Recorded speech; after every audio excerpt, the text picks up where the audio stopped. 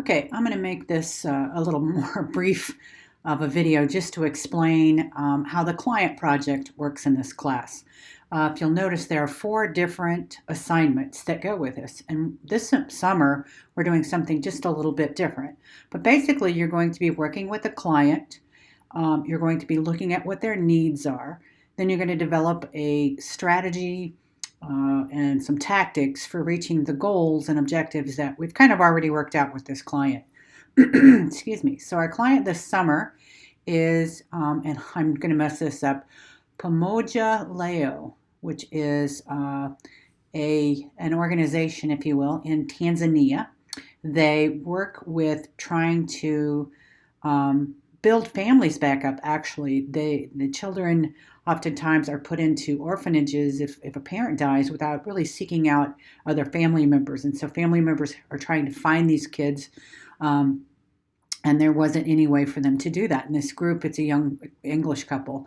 And so they started this organization, and it's grown, and now they're even working with the government in Tanzania to create a database of all these children. So when a family member is trying to locate a child, they're able to do it. They also offer them different services and amenities of trying to build those families back up together and those kinds of things. So I'm not going to tell you everything about it because I want you to go through this website and find out more about it. So if you notice on the homepage, you got your campaign assignments. So if you go to campaign part 1, it's going to talk about the client brief. So I want you to do a brief summation of the client, learn about their background, their service projects, who their audience, who their competitors are, etc. So here you go. The client summary, just give me a paragraph or 2 of who and what this organization is. This should not be written like a paper. This should be written more like a report that you might give to the client. Even though the client already knows this about themselves, this is a good time for you to kind of introduce yourselves. So I know a paragraph or 2, I'm going to say you're going to need at least 2. I will even accept 3 or 4 as long as you just focus on the good information. Don't try to BS me. Just give me basic information. Use a bullet list when you're talking about the projects they do or the services they offer, etc. Okay? So go through the website and kind of figure out what they do. Then you're going to look at how identifying who their audiences are. Now, yes, we're going to have contact with Georgina, the lady who runs the program, with her husband, but I want you to kind of think about these things before we talk to her, because you might be thinking of areas that she hasn't thought of yet. And if I give you the audiences and the competitors and stuff that they're currently focusing on, you're going to limit yourself to that. So before we even talk and visit with her, I want you to think about who are the audiences. Now, keep this in mind too.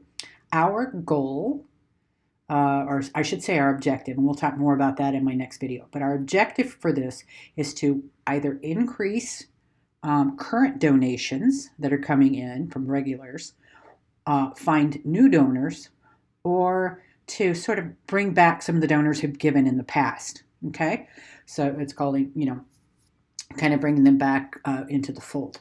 So donors are going to be an audience, and they're going to be the 3 different kinds: ones who've never given, one who've given in the past but don't give anymore, and those people who regularly give. Okay, so those donors are going to be your audience.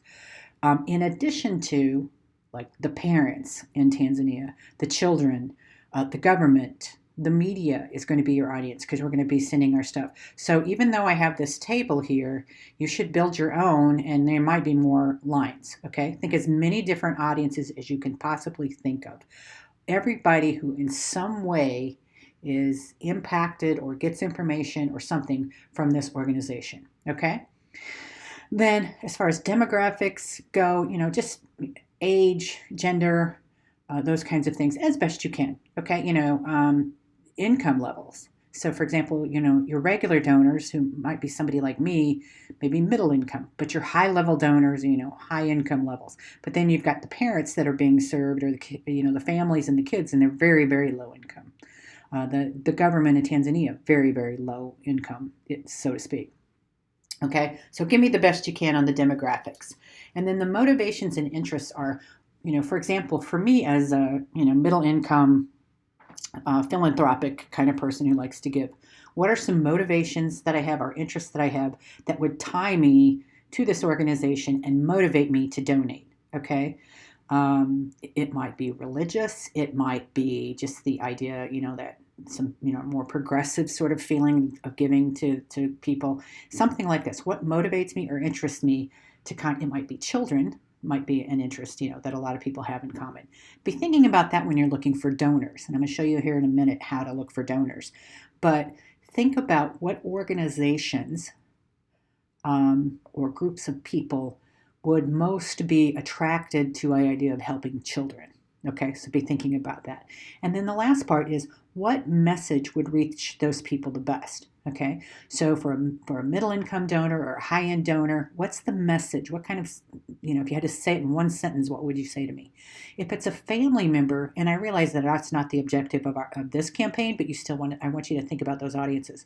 For a family member, to introduce them to what's going on at this place, what kind of message, do they want? It's probably going to be something about that it's easy to get help, that it's free to get help, those kinds of things. So, what is the message, if you had to sum it up in one word, that would get to these people? Okay. So again, even though our audience for this particular campaign are going to be different kinds of donors, and think of different kinds, just don't write donors. There are different kinds of donors, but include also though just the broader audience of who gets who needs or would use this Pomoja Leo. Okay. Now, competitors, you need to think about what are the needs and services of the organization and who the audience for that information. So, for example, even though there's probably no other organization in Tanzania that, gets orphan kids and matches them up with family members, our objective for this campaign is going to be increasing donors. Okay. So, who else is going to be competing for that money besides us? Now, it's going to be very, very broad, so let's narrow those competitors down. Let's narrow those competitors down to types of, who are the people that maybe are working with children in third world countries that might be competitors for that money, okay? So be thinking about that. A great way to find that is what kinds of organizations like that are helping children in third world countries are getting the most money. That might be the competitors we want to look at. Because one thing we look at with competitors is what we call benchmarking, which is where we see what are they doing successfully so that we can, steal those ideas and make them our own. Okay. And then finally, and this is why, limit your competitors to maybe 3 different competitors. Okay. And then we're going to look at the current social media presence of our current client, Pomoja Leo, and then also those 3 competitors that you identified. Okay. And just do the best you can here. Look at Pomoja Leo. And, how many posts, and you don't have to write all the posts down, but how many posts do they put out there in a month? Okay. How many comments and shares do they normally get? What's the average number they get on those posts? Okay. And then the same with them. I have 2 here. That's fine. 2 or 3 competitors is fine. Okay. Now, again, make these charts your own because you're going to need more room. You might have more audiences, those kinds of things. You might have a 3rd competitor. So create your own. Notice too that when you save things, I need you to learn how to do this. Put your last name and then part1.docs because I do download these and so I need to know who this came from. Yes, I can search it out, but put it here in the name of the document and then that way when I download it, it's easier for me to do that. Should also put it obviously in the document somewhere, but that. So again, these do not have to be written like papers. They should be written, like reports that you would give to your client. Okay? So take a look at that part 1 client brief. It's on the home page again, okay? And it's right down here. So there's the website for Pomoja Leo. It's pronounced Leo. I keep saying Leo. And then this part 1 client brief. We'll go over each of these parts as the semester wears on, okay? So again, check out that website. Now, how do I figure out, who my donor, who my audiences are going to be? I simply Googled, top international donors or top donors for international nonprofits. That's what I Googled. Top donors for international nonprofits. And this is one of the articles that came up, top funding sources. In fact, I will link this right underneath somewhere. Let's see here. Let's link this.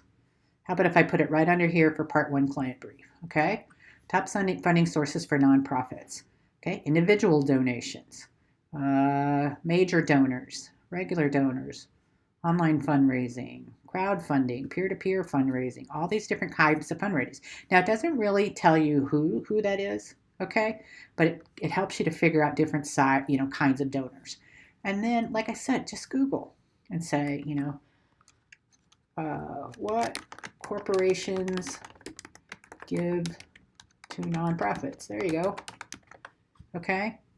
And you're going to see that here's the Giving 20, the most generous companies of the Fortune 500. Okay? You're going to want some donors like that in addition to some other smaller donors. Okay? So those are companies. There's also foundations that give money. So just do a little research. Just do a little Googling. Okay? And we're not going to target all of these people, but by doing a little research, you can find which of these organizations often give to children's programs or to international third world programs, something like that.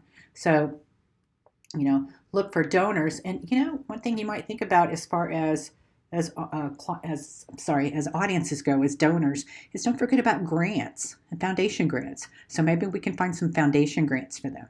Okay, so do your best on that part 1 client project at filling out this information. And I know paragraph or 2 is pretty small there, so it's maybe 2 or 3. Okay, I'm just trying to keep it short. I don't want long, lengthy, diatribes. I just want some brief, bullet points and, paragraph or so like that. So take a look through this because this is due on Monday. I gave you an extra day since we're just getting started this first week, but this is your first project. So take a look through there. And then next week, we'll be able to match you up with Georgina at Pomoja Leo, and she can, see how. So maybe you got some audiences and some donors that she hadn't thought about. Okay. So again, for audience, don't just put donor, what kinds of donors? And this top funding sources might be a helpful link. So I will put that in a couple places. I might even put it here on the assignment sheet. Okay, well, if you have any questions, be sure and let me know, and I'll try to answer and get it done as quick as possible. Thanks. Bye.